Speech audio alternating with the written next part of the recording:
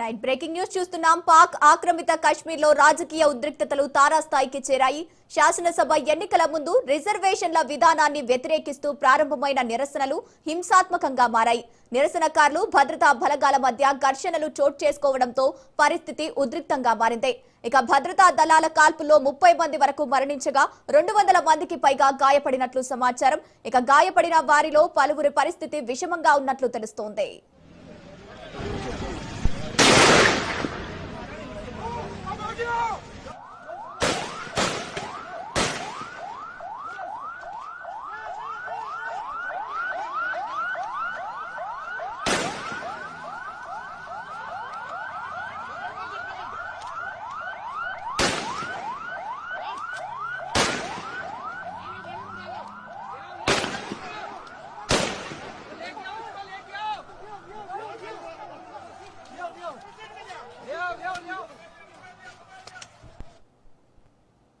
July 27న జరగనున్న శాసనసభ ఎన్నికల్లో మొత్తం 45 స్థానాలకు గాను 12 సీట్లను శరణార్థులుగా కేటాయించాడని జాయింట్ అవామీ యాక్షన్ కమిటీ తీవ్రంగా వ్యతిరేకిస్తోంది. ఇక ఈ నిర్ణయం స్థానిక ప్రజల రాజకీయ హక్కులను దెబ్బతీస్తోందని నిరసనకారులు ఆరోపిస్తున్నారు.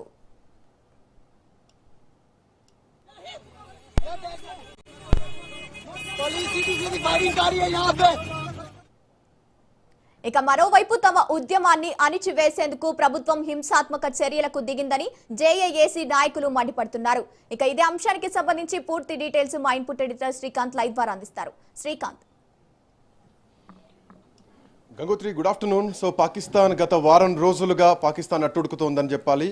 అటు పాకిస్తాన్ సంబంధించినటువంటి జాయింట్ అవామీ కమిటీ ఏదైతే ఉందో JAAC, so Jammu and Kashmir సంబంధించినటువంటి జాయింట్ అవామీ కమిటీ స్థానిక సంస్థలతో కలిసి పెద్ద ఎత్తున నిరసన వ్యక్తం చేస్తోంది. అటు పాకిస్తాన్ ప్రభుత్వానికి, పాకిస్తాన్ సైన్యానికి వ్యతిరేకంగా పోరాటమే చేస్తుందని చెప్పాలి. పాకిస్తాన్ మొత్తం అంటే పీఓకే ప్రాంతం మొత్తం కూడా ఒక రకమైనటువంటి రక్తసిక్తంగా మారింది. ఈ నిరసనలు ఏకంగా లండన్ వరకు కూడా చేరుకున్నటువంటి సందర్భం కనిపిస్తోంది. లండన్లో ఉన్నటువంటి పాకిస్తాన్ ప్రధాన కార్యాలయం ఏదైతే ఎంబసీ ఉంటుందో ఆ ఎంబసీ ముందు కూడా నిరసనలు వ్యక్తం చేశారు. అటు పాకిస్తాన్ ప్రభుత్వానికి, పాకిస్తాన్ సైన్యానికి వ్యతిరేకంగా నిరసనలు చేపడుతున్నారు. సో పాకిస్తాన్ లోయలో జరుగుతున్నటువంటి ఈ నిరసన, రక్తపాతం ఏదైతే ఉందో ఇది లండన్ వరకు కూడా వ్యాపించిందనే చెప్పాలి. సో ఇట్లా నేపథ్యంలో జూలై 27న పీఓకేలో ఎన్నికలు జరగబోతున్నాయి. పూర్తిగా 53 స్థానాలకు ఇక్కడ ఎన్నికలు జరగబోతున్నాయి. దాంట్లో ప్రత్యక్ష ఎన్నికలు 45 స్థానాలకు జరగబోతున్నాయి. సో ఇట్లా నేపథ్యంలో ఇందులో 12 సీట్లకు సంబంధించినటువంటి అంశం ఏదైతే ఉందో స్థానికులకి అవకాశం రావాలి, స్థానికులకు రిజర్వేషన్ ఇవ్వాలి, స్థానికులకు అవకాశం రావాలి, బయట నుంచి వచ్చే వాళ్ళు ఇక్కడ ప్రాతినిధ్యం వహిస్తున్నారంటూ ఈ 12 స్థానాలు ఏవైతున్నాయో శరణార్థుల కోసం కేటాయించినటువంటి స్థానాలు. సో ఇట్లా నేపథ్యంలో ఆ 12 స్థానాలు కూడా 45లో చేర్చేసరికి స్థానికంగా హక్కులు కోల్పోతున్నారంటూ పీఓకేలో ఒక నిరసన మాత్రం వ్యక్తమవుతోందని చెప్పాలి. సో పీఓకేలో మానవ హక్కుల ఉల్లంఘన జరుగుతుందంటూ కూడా లండన్లోని పాకిస్తాన్ హై కమిషన్ బయట కూడా నిరసనలు వ్యక్తం చేసేటువంటి స్థాయికి ప్రస్తుతానికి మారిపోయింది. సైన్యానికి, పాకిస్తాన్ ప్రభుత్వానికి వ్యతిరేకంగా ఈ 12 స్థానాలకు సంబంధించి బయట నుంచి వచ్చిన వాళ్ళకి ఇక్కడ అవకాశాలు ఇస్తున్నారు. స్థానికులకు ఇవ్వాల్సినటువంటి అవసరం ఉంది. శరణార్థుల కోసం కేటాయించినటువంటి స్థానాలు ఇవి. అటు కూడా ఈ ఎన్నికల ముందు అంటే పీఓకేలో జరగబోతున్నటువంటి ఎన్నికల ముందు ఒక తీవ్రమైనటువంటి నిరసన వ్యక్తమవుతుందని చెప్పాలి. సో పాక్ ఆక్రమిత కాశ్మీర్లో ప్రస్తుతానికి ఆందోళన తీవ్రంగా నడుస్తుందని చెప్పాలి. 45 మంది శాసనసభ్యులున్నటువంటి అంటే ఈ 45 మంది సభ్యులున్నటువంటి ఈ శాసనసభలో ఆల్మోస్ట్ ఈ సీట్లు కాశ్మీర్తో సంబంధాలు ఉన్నాయని చెప్పుకుంటూ పాకిస్తాన్లో ఉన్నటువంటి వేరే ప్రాంతాల్లో వచ్చిన వాళ్ళ కోసం ఇక్కడ అవకాశం ఇస్తున్నారు. సో పాకిస్తాన్లో ఉన్నటువంటి వేరే వాళ్ళ కోసం ఇక్కడ శరణార్థుల కోసం రిజర్వ్ చేయబడ్డాయి. సో ఇది స్థానిక రాజకీయ ప్రాతినిధ్యాన్ని బలహీనపరుస్తున్నారంటూ కూడా, బయట వాళ్ళ ప్రభావాన్ని పెంచుతుందంటూ కూడా ఇప్పటికే జేఏసీ తీవ్రంగా ఆరోపిస్తోంది. సో ఈ సంస్థ మొత్తం కూడా ఒక రకమైనటువంటి ఉద్రిక్త వాతావరణం కనిపిస్తోంది, ఒక ఉద్యమంలాగా మారిపోయిందని చెప్పాలి. సో ఎన్నికల ముందు అంటే కేవలం ఈ ప్రాంత భవిష్యత్తుకు సంబంధించినటువంటి నిర్ణయాలు తీసుకోవాల్సినటువంటి టైంలో కేవలం ఇక్కడన్నటువంటి నివాసితులకే ఇవ్వాలి అన్నటువంటి డిమాండ్స్ కూడా ప్రధానంగా వినిపిస్తున్నాయి. సో చాలా కాలం నుంచి ఇదే ప్రచారం జరుగుతుంది. సో ఎన్నికల వేళ ఇది మాత్రం చాలా ఉద్యమ రూపం దాలుస్తోందని చెప్పాలి.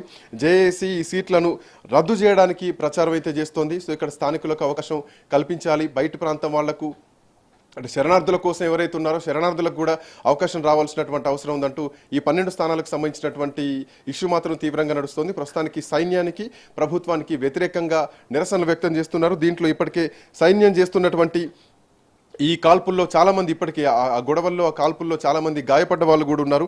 సో మొత్తం పాకిస్తాన్ పార్లమెంట్ దానికి సంబంధించినటువంటి ఎన్నికల ప్రక్రియ కానీ అక్కడటువంటి ప్రాతినిధ్యానికి సంబంధించినటువంటి సమస్యల నుండే ఈ ఈ ఈ అంశం పుట్టిందనే చెప్పాలి. సో ప్రధానంగా ఉన్నటువంటి విషయానికి వస్తే కనుక కాశ్మీర్ నుండి పాకిస్తాన్లో ఉన్నటువంటి ఇతర ప్రాంతాలకు ఎవరైతే వలస వెళ్ళిన వాళ్ళు ఉంటారో సో వాళ్ళ కోసం ఈ పీఓకేలో ఒక 12 అసెంబ్లీ స్థానాలను రిజర్వ్ చేయబడ్డాయి. సో దాంట్లో 1947 ఆ తర్వాత జరిగినటువంటి ఎన్నికలు ఏదైతే 65 ఉందో ఆ తర్వాత యుద్ధాలు జరిగినటువంటి సమయం కానీ ఆ తర్వాత 1971లో జరిగినటువంటి యుద్ధాలు ఏవైతున్నాయో సో యుద్ధాల సమయంలో కూడా అంటే ఈ స్థానభ్రంశం జరిగిందనే చెప్పాలి. అంటే మైగ్రేషన్ జరిగింది.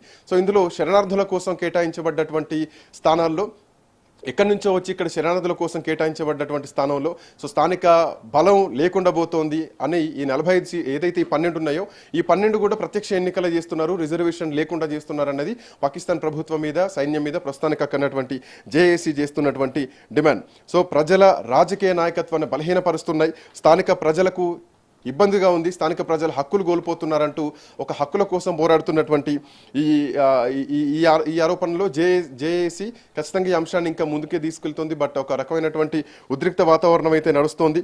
ఈ 12 రిజర్వ్ సీట్లలో జమ్మూ కాశ్మీర్లో ఉన్నటువంటి శరణార్థులకు, ఇంకొక 6 లోయలో ఉన్నటువంటి ఎవరైతే శరణార్థులు ఉంటారో సో వాళ్ళ కోసం కేటాయించబడ్డటువంటి స్థానాలు. సో ఈ 12 సీట్లను రద్దు చేయాలంటూ జాయింట్ అవామీ యాక్షన్ కమిటీ ఇప్పటికే డిమాండ్ చేస్తోంది. సో ఇది స్థానికంగా మా బలం కోల్పోతోంది, మాకు రావాల్సినటువంటి హక్కులను బయట నుంచి వచ్చిన వాళ్లకు వలసదారులకు ఇస్తున్నారన్నటువంటి శరణార్థుల కోసం ఇస్తున్నటువంటి ఈ స్థానాలను ఖచ్చితంగా రద్దు చేయాలన్నటువంటి డిమాండ్ మాత్రం ప్రస్తుతానికి జేఏసీ డిమాండ్ చేస్తోంది. అటు గిల్గిత్ బాల్టిస్తాన్ తర్వాత అటు పాకిస్తాన్ ఆక్రమిత కాశ్మీర్లో జరగబోతున్నటువంటి ఈ జూలై 27న జరగబోయేటువంటి ఎన్నికల్లో ప్రస్తుతానికి ఈ 12 స్థానాల చుట్టే వివాదం నడుస్తోంది. Gangotri. Okay, thank you Srikanth.